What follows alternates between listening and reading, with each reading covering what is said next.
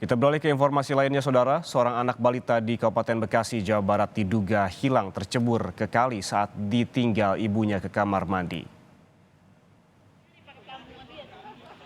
Kejadian ini berawal saat korban bersama ibunya sedang bermain di belakang rumah neneknya yang berdekatan dengan kali.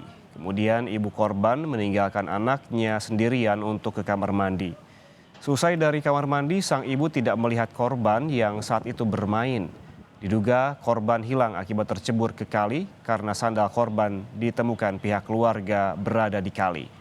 Warga dan petugas BPBD Kabupaten Bekasi terus melakukan proses pencarian. Dia baru sampai main kemarin ke rumah orang tuanya. Terus ibunya lagi di kamar mandi. Anaknya itu main sama saudaranya sama neneknya. Dan neneknya lagi nyiram pohon cabe. Begitu lagi nyiram pohon cabe, kira-kira 10 menit kemudian, 10 menit neneknya nggak tahu arahnya kemana. Nah langsung bilang cari-cari, cucunya nggak ketemu. Terus langsung para tetangga semuanya ketemu sendalnya itu ada di kali. Ada di sungai ini, ada di kali. Terus tetangga semuanya ikut turun ke bawah nyari